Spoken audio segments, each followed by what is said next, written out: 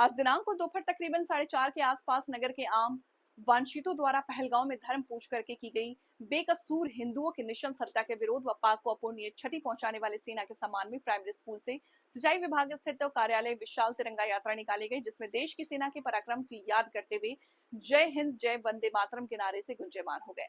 संपूर्ण यात्रा के मध्य प्रत्येक नगरवासी स्वयं को गौरवान्वित महसूस कर रहा था। तिरंगा यात्रा के अंत में मीडिया के माध्यम से संबोधित करते हुए पूर्व विधायिका रेखा यादव ने नए भारत की पहचान को जताते हुए कहा कि नया भारत पहले तो किसी को छेड़ता नहीं और अगर किसी को छेड़ा तो उसे छोड़ता नहीं।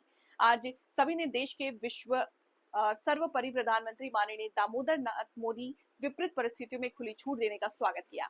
अंत में जिलाध्यक्ष प्रतिनिधि शशिकांत अग्निहोत्री ने सेना की वीरांगना पायलट कर्नल सोफिया कुरैशी व उनके द्वारा पाक सीमा में 30 किलोमीटर अंदर घुस करके कई रनिंग ट्रैक व आतंकी ठिकानों को तबाह कर ऑपरेशन सिंदूर को सफलता के नए आयाम देने हेतु शान के अनेकों शब्द कहे। भैया हरो राम नाम, हमें बूंदेली चुगली से प्रशांत। आज की तिरंगा यात्रा का उद्देश्य सभी को मालूम है, जो हमारे देश में चल रहा है ऑपरेशन सिंदूर और भारतीय सेना को सफलता। इसके उपलक्ष्य में हमारे पूरे देश में भारतीय तिरंगा निकाली जा रही है और जो हमारी बहन का सिंदूर जो उजड़ा है उसके लिए बहुत खुशी है कि एक बहन ने ही उसका बदला लिया है। उसके लिए वो बहुत बहुत धन्यवाद उनको। जितना हम लोग दे सकते हैं उतना कम है। विश्व को आप ऐसे प्रदर्शन के माध्यम से, ऐसे शोर के माध्यम से क्या संदेश देना चाहती है? इस यात्रा के माध्यम से एक ही संदेश जाएगा, माननीय मोदी जी के हाथ मजबूत हैं, जो मोदी जी निर्णय लेते हैं वो होता है और हमारा देश, हमारे देश का हर नागरिक भारतीय सेना के साथ खड़ा है, पूरी दम से खड़ा है। यही ये संदेश जाता है।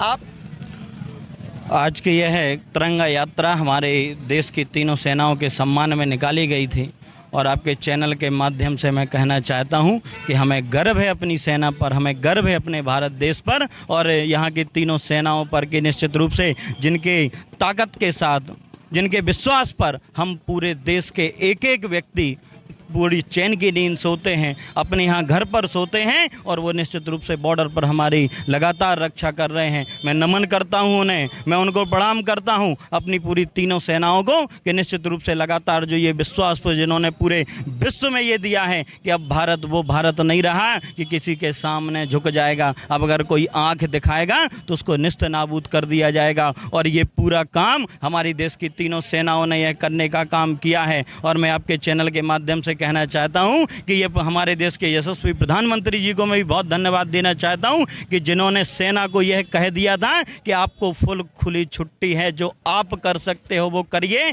आप जो निर्णय लेंगे उस निर्णय के साथ हमारा पूरा देश खड़ा है। और मैं इसलिए ऐसे प्रधानमंत्री जी को भी नमन करता हूं कि जिन्होंने अपनी देश की सेना पर इतना विश्वास जताया, उन्होंने और उनके विश्वास पर निश्चित रूप से हमारी देश की सेना ने जो पूरे विश्व में अमिट छाप छोड़ने का काम किया है। मैं अपनी पूरी तीनों सेनाओं को नमन करता हूं।